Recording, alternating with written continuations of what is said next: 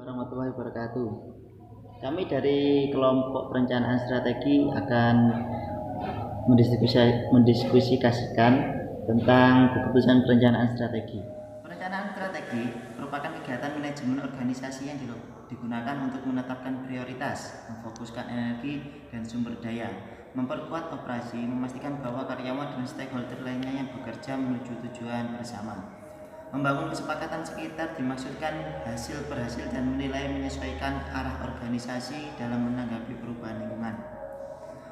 Formulasi strategi, proses penyusunan langkah-langkah ke depan yang dimasukkan untuk membangun visi dan misi organisasi, menetapkan tujuan strategi dan keuangan perusahaan, serta merancang sebuah strategi untuk mencapai tujuan-tujuan tersebut dalam rangka menyediakan customer value terbaik.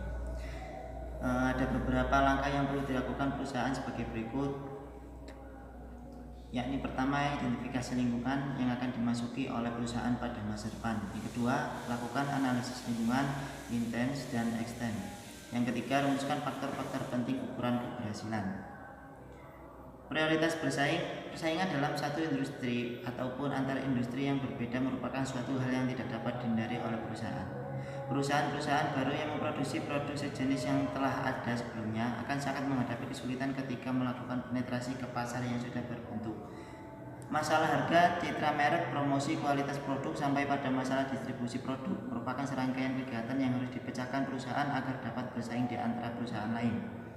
Keunggulan bersaing merupakan kunci agar perusahaan dapat bertahan di antara para pesaingnya. Strategi bisnis berfokus pada peningkatan posisi persaingan produk atau jasa yang dihasilkan perusahaan dalam suatu industri atau segmen pasar yang dilayani oleh perusahaan. Strategi bisnis dapat berupa persaingan atau melawan semua pesaing untuk memperoleh keunggulan bersaing atau kerjasama dengan satu atau lebih pesaing untuk mendapatkan keuntungan dari pesaing lain. Strategi bisnis merupakan strategi untuk menjawab pertanyaan bagaimana perusahaan atau unit-unit perusahaan harus bersaing atau bekerja sama pada lingkup industrinya.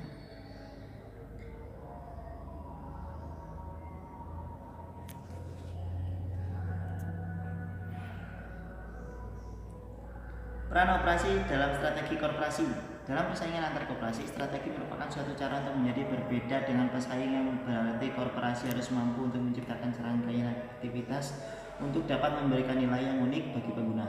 Strategi merupakan perebutan posisi di mata pengguna, selalu memberikan nilai yang berbeda dengan pesaing lain. Dengan demikian, strategi korporasi dapat diartikan sebagai pendekatan yang dilakukan oleh organisasi bisnis untuk dapat merealisasikan visinya sehingga mampu memberikan nilai kepada penggunanya secara berbeda dibanding pesaing lainnya.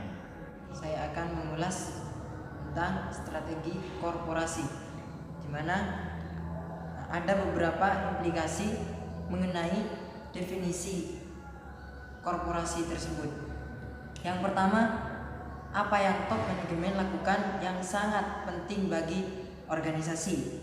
Dua, rujukan dasar apakah yang digunakan sebagai arahan pengambilan keputusan yang sesuai dengan kegunaan dan misi suatu organisasi.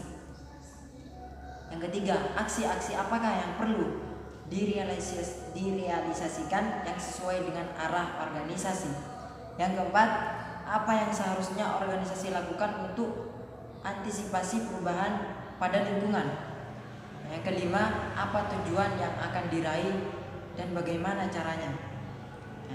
Keputusan strategi dalam operasi suatu organisasi ialah berdasarkan buku Hertz dan Reich yang di dalamnya menyebutkan terdapat 10 keputusan strategi yang berkaitan dengan manajemen operasional. Yang pertama, perencanaan produk dan jasa.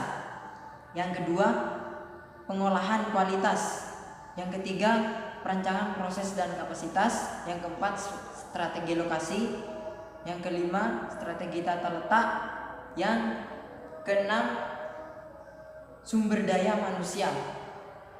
Yang ketujuh, manajemen rantai pasokan. Yang kedelapan, persediaan perencanaan kebutuhan bahan baku.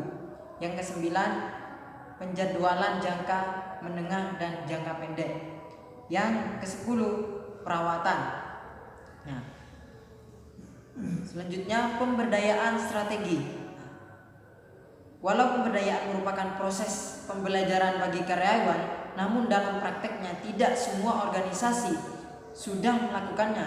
Kalau memang ada, tetapi tidak semua pengambilan keputusan sisi kebijakan diberikan kepada karyawan.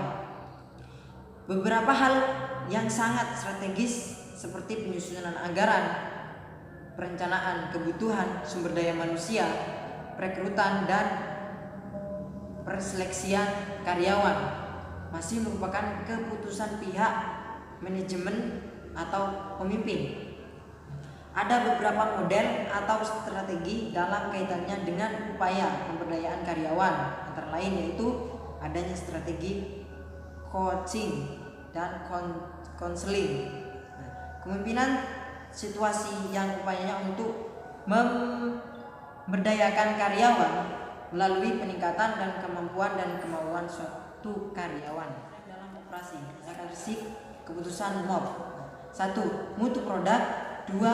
Pemanfaatan kapasitas. Yang ketiga, efektivitas operasi. Yang keempat, insentif investasi. Yang kelima, biaya langsung. Prakondisi yang lingkungan saat ini yang akan berubah, permintaan kompetitif, mengetahui strategi persaingan. 4. Daur hidup produk. Yang selanjutnya adalah perkenalan. Yang pertama, desain dan pengembangan produk yang sangat penting ialah perubahan produk dan proses perubahan desain. Yang ketiga, kelebihan kapasitas. Yang keempat, proses produksi pendek. Yang kelima, keahlian tenaga kerja tinggi. Yang keenam, biaya produksi tinggi. Yang ketujuh, jumlah model yang dinatasi. Nah, yang selanjutnya pertumbuhan. 1. Peramalan yang sangat penting, produksi dan proses variabel. Yang ketiga, memberikan produk yang kompetitif. 4. Meningkatkan kapasitas, perubahan arah orientasi produk dan meningkatkan distribusi. Nah, yang terakhir di sini ada yang namanya kedewasaan. Yang pertama, standarisasi. Yang kedua, perubahan suatu produk. Yang ketiga, kapasitas yang optimal. 4. Meningkatkan stabilitas proses publikasi. Yang kelima, rendahnya keahlian tenaga kerja. Yang keenam, proses produksi panjang. Yang ketujuh, perhatian pada kebaikan dan penurunan biaya produksi. Yang kedelapan, pemeriksaan kembali kebutuhan desain. Nah, yang ini ada yang namanya penurunan. 1. Diferensiasi produk kecil.